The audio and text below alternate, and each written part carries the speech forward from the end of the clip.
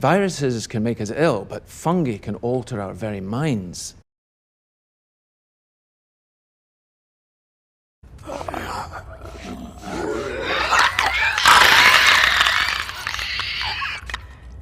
We have to talk about The Last of Us.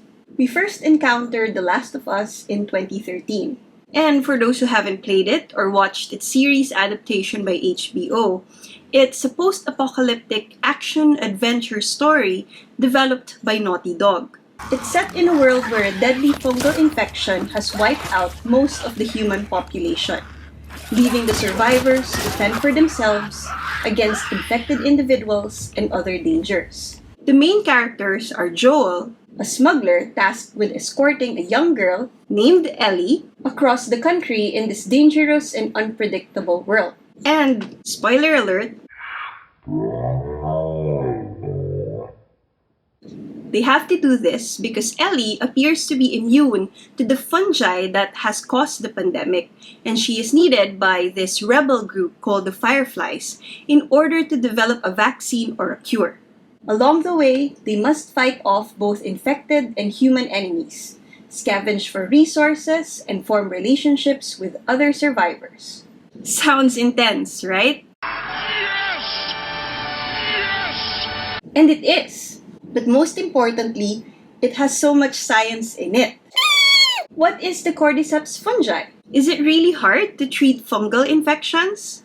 Can we develop vaccines against the fungal epidemic? But before we talk science, for those of you who are new here, my name is Chona and I'm your resident Filipina scientist.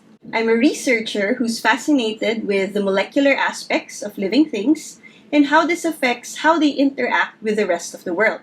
I'm also a teacher who enjoys video games as much as my students. And SHE-ensya is my science communication channel. Cordyceps, the fungi that is featured greatly in The Last of Us series and game, is a parasitic fungi that infects insects. Cordyceps slowly grow inside the insect body, consuming its tissues and eventually killing the host. But creepily, the host does not appear dead. The fungi releases chemicals that still signal the body of the host to move, so that when the Cordyceps is ready to release its spores and multiply, it increases the chances of infecting more insects. What? Cordyceps species have been found to infect a wide variety of insects, from ants to bees to beetles. In The Last of Us, the Cordyceps fungus has mutated because of climate change and evolved to infect humans, causing widespread death and destruction. The infected individuals become aggressive and hostile, and they remain animated even when they should obviously be dead, allowing them to spread the fungus through bites and bodily fluids. Of course, this portrayal is completely fictional, and no current fungal infection has been seen to cause such a drastic transformation. Let me emphasize that Cordyceps, or any variation of it, cannot yet infect humans. But there are existing fungal infections.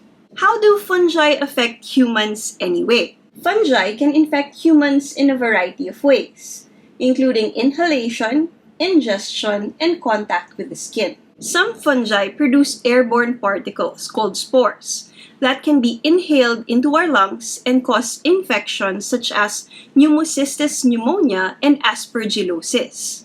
Symptoms of fungal lung infections include cough with phlegm, shortness of breath, rapid breathing, chest pain, fatigue, fever, night sweats, loss of appetite, and rapid weight loss. Other fungi can be ingested through contaminated food and water and cause infections such as candidiasis and histoplasmosis.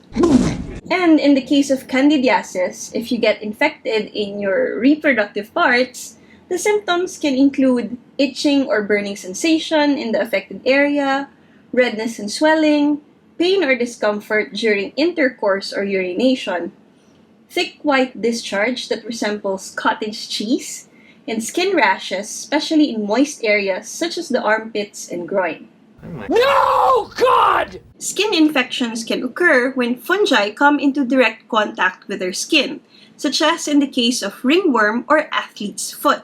And these can manifest as itchy round welts for ringworm and a very funky smell for athlete's foot. It is of course important to remember that not all fungi are bad.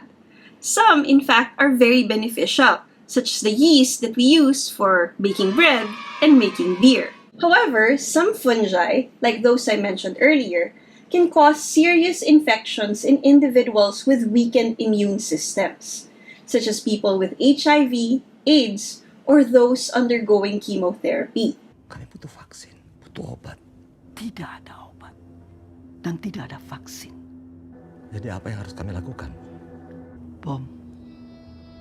One of the reasons why Cordyceps became a pandemic that ended up destroying the world in The Last of Us are claims that fungal infections cannot be treated with traditional medicine or that no vaccine can be made. Is this true for current fungal infections? Well, for one, antibiotics do not work for fungal infections because they kill bacteria, not fungi. The primary difference between fungi and bacteria are in their cell walls, a covering that protects them.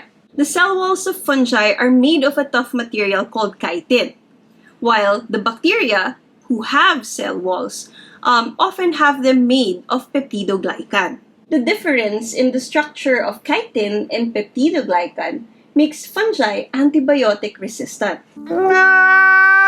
However, there are antifungal medicines. Oh, whoa, whoa, whoa! Treatment for fungal infections depends on the type of infection and its severity. The most common types of antifungal medications include topical antifungals. These are applied directly to the skin, and these medications are used to treat skin and nail infections. There are also oral antifungals. Taken by mouth, these medications are used to treat systemic infections, such as those affecting the lungs, throat, and digestive system. And there are also intravenous antifungals. Administered through an IV, these medications are used to treat severe or widespread infections. Sounds like good news, right? Wow. But can we develop vaccines against fungal infections? Well, fungal infections can be caused by a wide range of fungi, and each species of fungus can have unique characteristics that make it difficult to develop a vaccine that is effective against all strains.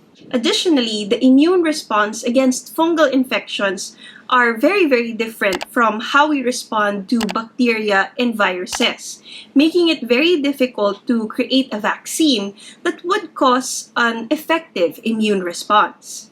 And it is important to note that people who get infected by fungi often have weakened immune systems. And so, subjecting them to a vaccine can end up being ineffective or can lead to serious negative reactions.